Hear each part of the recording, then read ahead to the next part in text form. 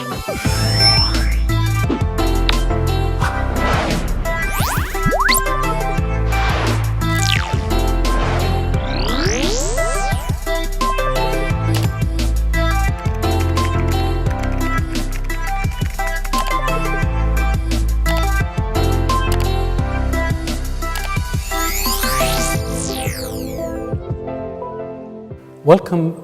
to our show, FaithBook. If this is your first time to attend and you are wondering, we are speaking of FaithBook instead of Facebook. And we try to cover this topic in 6 episodes. The first one, profile photo. The second is personal messages.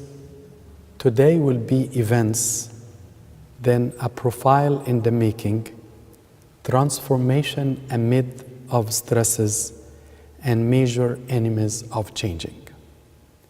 Today's episode will be FaithBook events.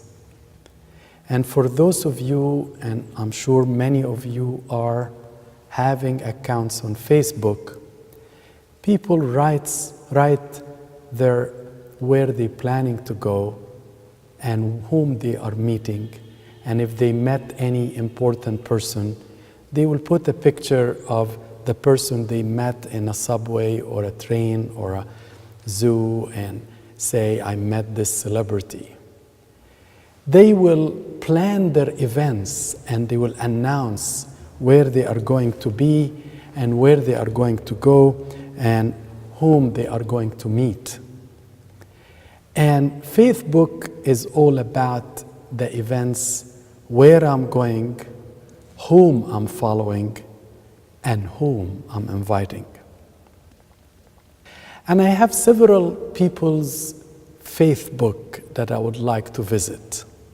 All of them, surprisingly, from the Bible. The first one was Adam. Imagine Adam has a FaithBook and he would write about his events. He would write,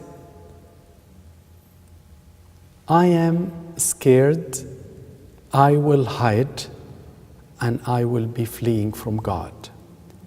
Because he writes in Genesis 3, the woman you put here with me, she gave me some fruit from the tree and I ate it. And he writes also, I heard you in the garden. I was afraid because I was naked, so I hid. So what is his FaithBook says? I'm scared, I'm hiding, I don't want to be with anyone, and especially God. But if God would respond back to Adam's FaithBook, he will write, where are you? Just confess that you made a mistake, and he will promise him that he will save him. The seed of the woman will save you. Maybe Adam is having lunch with Eve in paradise. Maybe he wrote that I will meet the serpent after lunch. Maybe he will say, I am hoping to avoid eating from the tree of knowledge.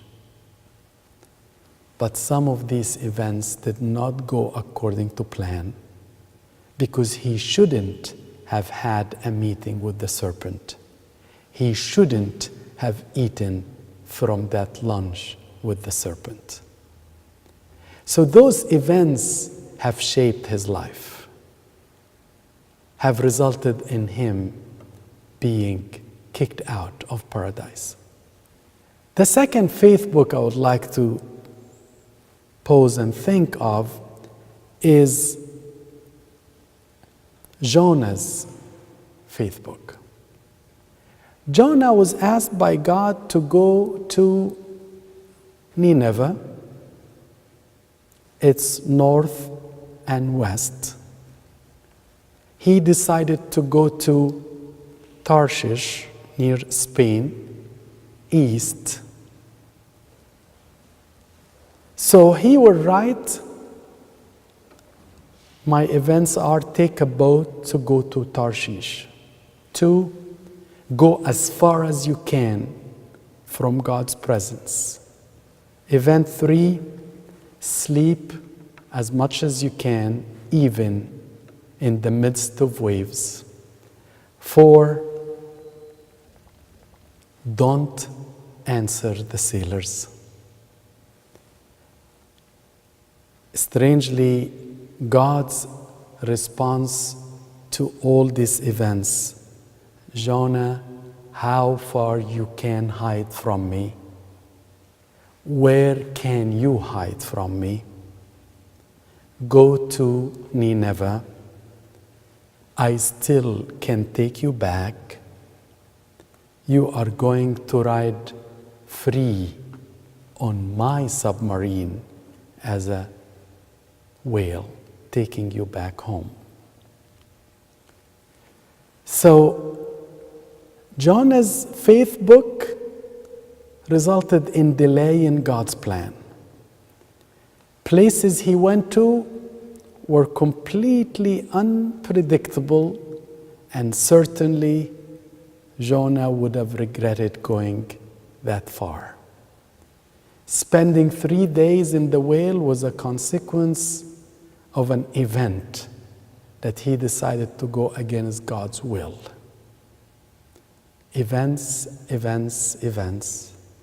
and subsequently results will form. The third person's faith book is Elijah. And Elijah was very depressed, major depression. Today's age, he should be on Prozac. The reason he was depressed, there is no good reason. He conquered, and all Baal's priests have died. But Jezebel decided she wants to kill him. In spite of the major joy he should have because he had a great victory, he got scared, fled, and became depressed. And his event was, I want to be alone. I don't want to see anyone. I will go as far as I can. I want to escape from Jezebel. I'm going to walk in the desert alone. If he writes his plans of the day, he probably will write, plan to die today. Flee to Beersheba. I do not want to see anyone. That's written in his wall. Those are the events. But God will respond to his faith book and say, still come and follow me. And one of the nicest verses, when God spoke to Elijah, he told them, Elijah, where are you? Where are your events? What did you write in your wall? Why are you fleeing away? Why you reached a level of depression? A fourth faith book is Belshazzar. Belshazzar is the king one of the kings that Daniel encountered in the book of Daniel. And this is one of the worst kings that Daniel met. He wasn't as rational or wise as his predecessors. And he decided to make a big event in his faith book, inviting everybody, make a major feast, put in my wall that everyone can come. But he put an event, bring the temple vessels and let me drink wine from them. That's an event that angered God. And right away, God responded by saying, you have been weighed today, and your events will not take you far. Today, your soul will be asked of you. King Herod's faith book. He's a king. And that's today is my birthday. He writes in his FaithBook events, today is my birthday. I want Herodia, the daughter of my wife, to sing and dance for me. Number 3, he will write, I like her a lot. And then he will write in his wall and in his events, no one should mention John the Baptist's name before me in my birthday. And in this birthday, in this event, amongst the dancing and the drinking, he drank too much. And he swore to give half of his kingdom, even if it reaches to that, for Herodias' dancing. But she asks for one thing that he hoped not to hear: John's head on a platter.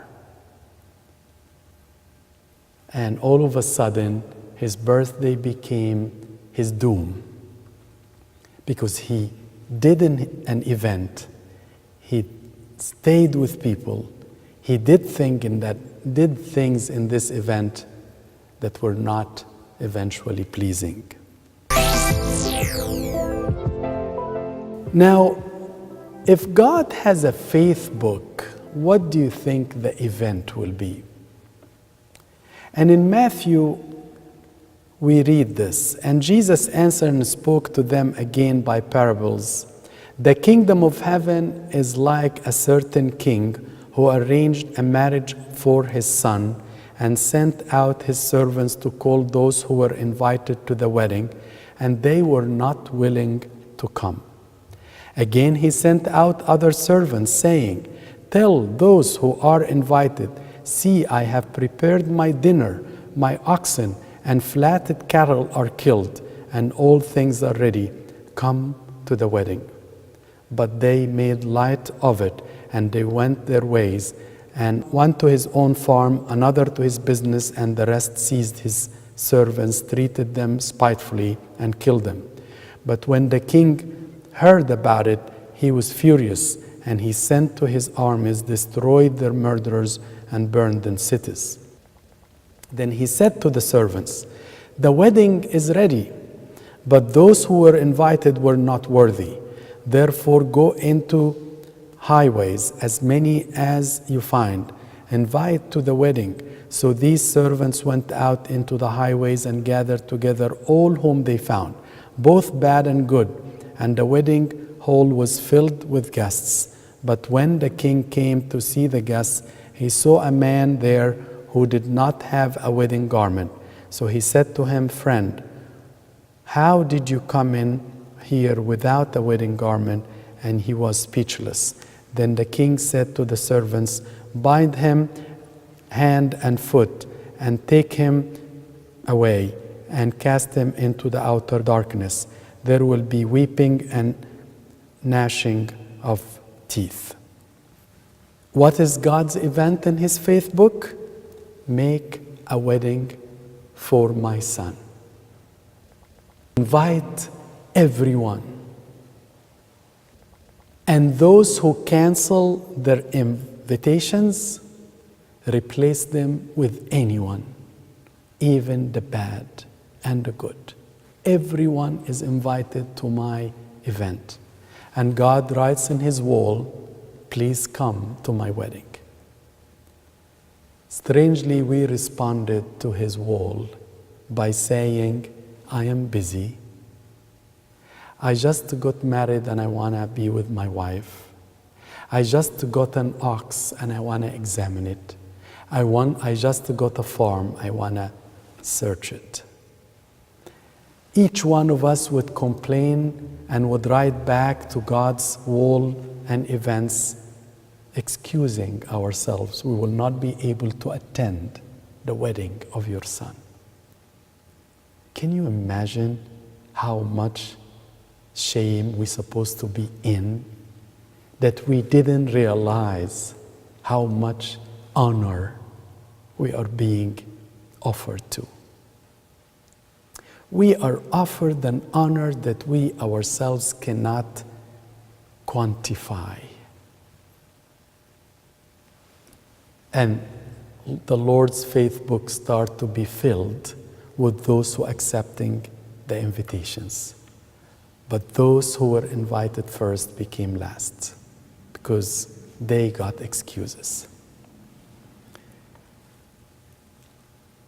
So, how do I change my events? The first thing is focus on the facts, not on your feelings. Number two, don't follow in every event. 3, increase the number of the good events.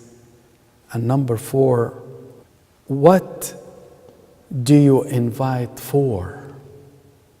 Focus on the facts, not on the feelings.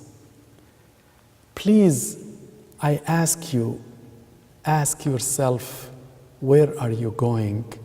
Whom are you going with? And which encountering environment you will be in. These will be in your wall, in your events. Some of us are very vulnerable when we go to a prom or a certain party or being with some friends. Why do you go?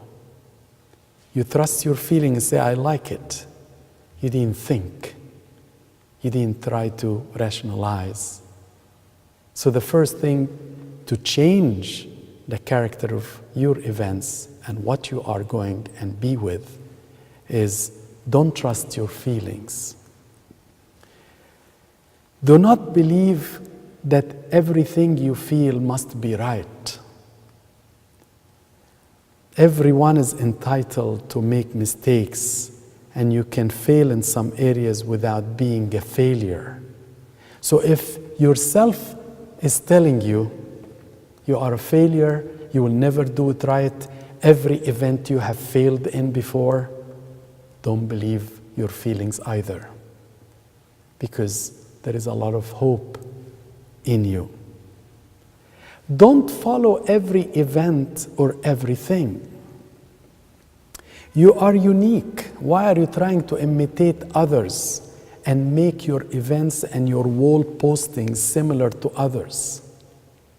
Why do you have to be like others? Why don't you be unique, individualized?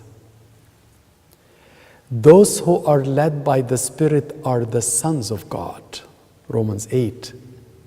Can you dare to say no, or you follow the code, everybody does it? 3, increase the number of the good events. Replace the bad with good ones. Replace the bad company with better ones. Replace the bad places with better ones. And you can think of so many examples. How many people you would regret that you invited them? How many places you regret you put them as places you would like to go to? How many events you regret that you were participating in? Number 4, where do you invite others to? Would you invite others to go to Herod's palace birthday event? He posted in his FaithBook, and you were invited. Would you take your sister with you? Think about it. Why would you take others with you? Are you trying to make them fall like you in Herod's tricks? What about Belshazzar event? Would you take yourself or others too? People who are drinking in the vessels of the temple. And each one of us is a vessel of temple. You go to a place or a party or an event that people are defiling this vessel, this body. Would you invite others to this party to drink from that good vessel, the vessel of the altar? Would you invite others And then when they go like you, they get offended and you are responsible. If you were Eve and you put in your FaithBook, invite Adam to eat like as I did, or would you actually go and tell Adam, don't fall, I already fallen? What do you want to do? Is that an event? Is that a person you would like him to follow you in falling? Remember, you have responsibility to others as much as you have responsibility to yours. Finally, would you invite others to God's event? If God is putting in His word, come and eat on my table. My body and blood are ready for you. Whoever eats me will live forever. Isn't that a good event to go to and invite others to? Or we would like to keep giving excuses, and at the end we lose and make others lose. I think, my friends, we have so many events that we would like to get rid of, and many others we would like to add. We have so many occasions we would like not to participate in, and many others to share in. And I want to submit to you that you are writing your own faith book every day. Where are you going?